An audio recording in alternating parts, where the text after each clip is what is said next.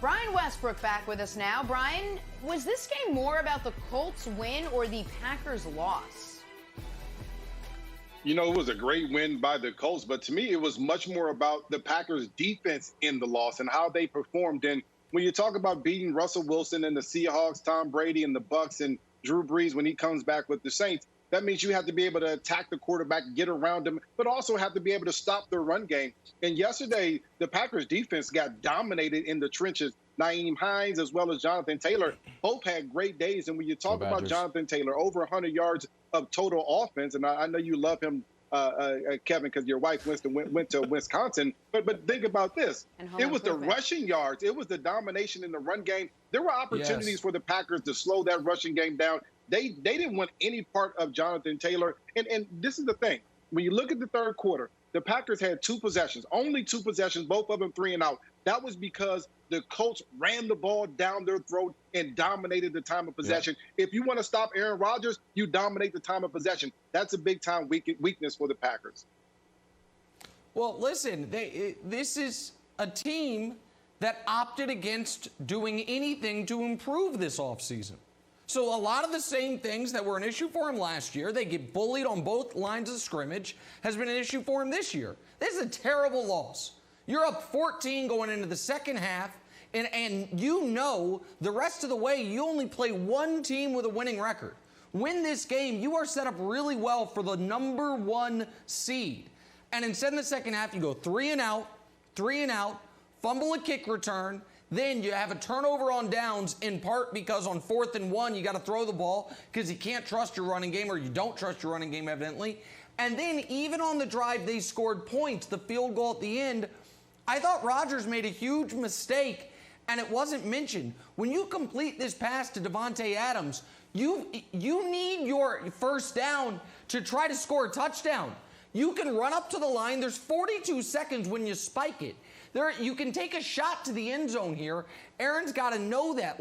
So to waste it down there and then you end up having to settle for the field goal, I thought was a big mistake. And I thought there's a lot of blame to go around on this. But Brandon, teams that can run the football bully the hell out of the Green Bay Packers, and that is concerning for their Super Bowl hopes.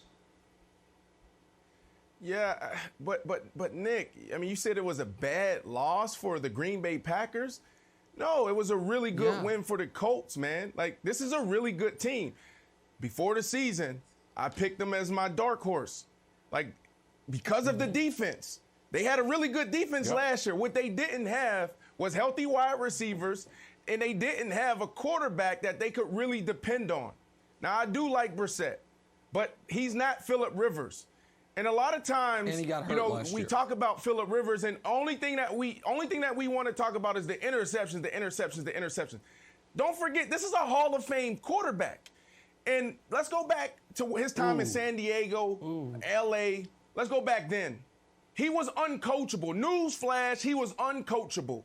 Okay? There was a lot of rumblings behind the scenes. It's just he's just so smart. It's hard for him to get along with other offensive coordinators, other people, on the offensive side, because it's going to be his way or no way. So now when you insert him into the Indy system, and you got Chris Ballard and you got Coach Frank looking at him saying, this is how we're going to do it, then you may see a better Phillip Rivers. And that's what we've been seeing the last 3 or 4 weeks. We've been seeing a smarter Phillip Rivers, a more decisive Phillip Rivers, and a guy who actually looks more explosive. He's making decisions faster, and the ball's coming out of his hands fast. There's no more, sitting around patting the ball and trying to figure out who's coming open and try to make things happen.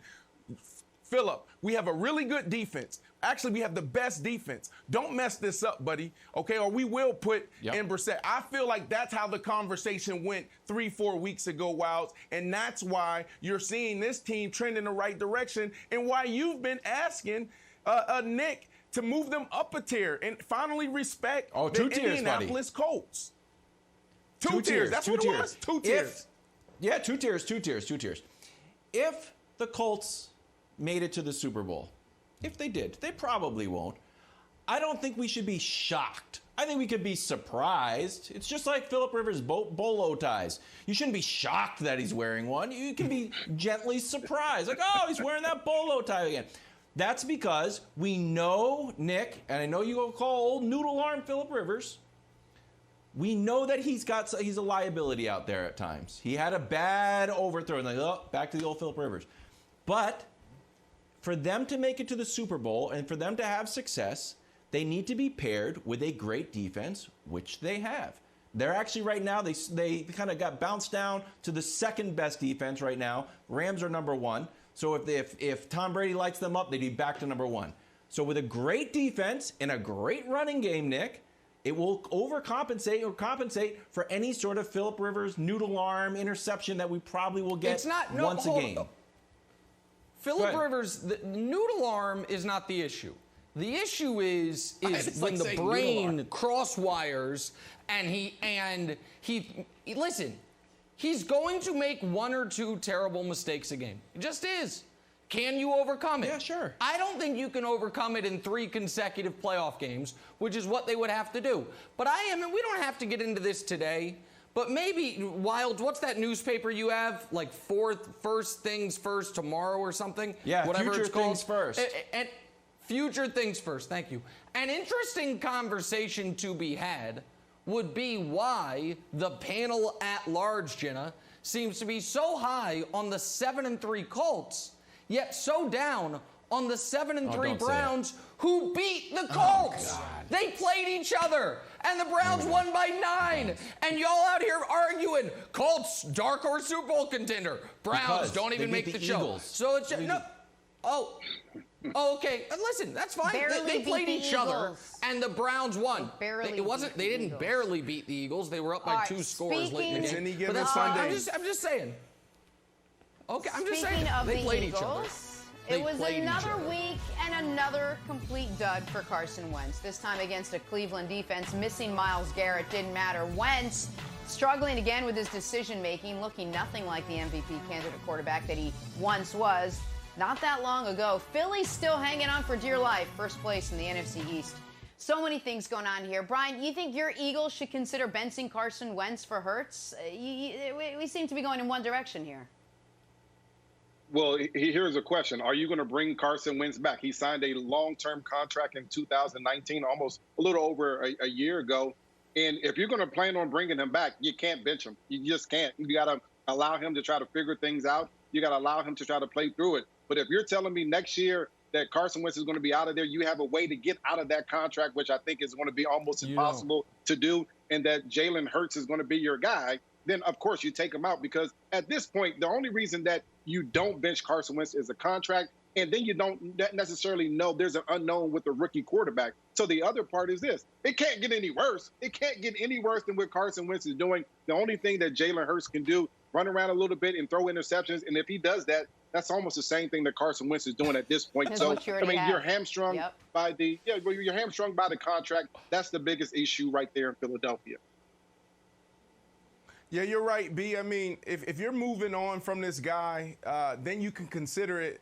But should you really do it? Because now you're going to mess up your leverage going into the offseason, the trade value for Carson Wentz, because now every team is going to know that you want to move on.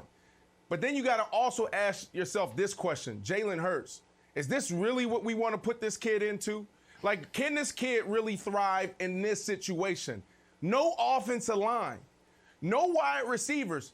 Alshon Jeffrey just got back, and he looks like he's still getting into the rhythm of the game and his feet underneath him. So that's the first question I'm asking. Am I setting up this kid for success? And I would absolutely not put him in this type of situation. No offensive line. Guys are banged up every single week, in and out of the lineup, and you have nobody to catch the ball for you right now. So if I'm the Philadelphia Eagles, I just ride this out. And I also go into the offseason with the open mind, but really leaning towards bringing Carson Wentz back, because he is a premier quarterback in this league. He needs to clean up his feet work. He also needs to clean up his decision-making. But those are things that can be corrected in a healthy offseason, going into the preseason with the right coaching and the right team around him. So, Brian, I've got 2 facts and 1 theory to run by you. Fact number 1. Statistically speaking, Carson Wentz has been the worst quarterback in the NFL this year. There's no way around it. 14 picks, 10 fumbles, 4 lost, a total disaster. Fact number 2. I dug into his contract before the show. It is impossible to move him this offseason. Next year, his cap hit is $35 million. You know what it is if they cut him? $60 million of dead money. It's almost impossible to move on from him the following year. In 2022, it's $25 million of dead money.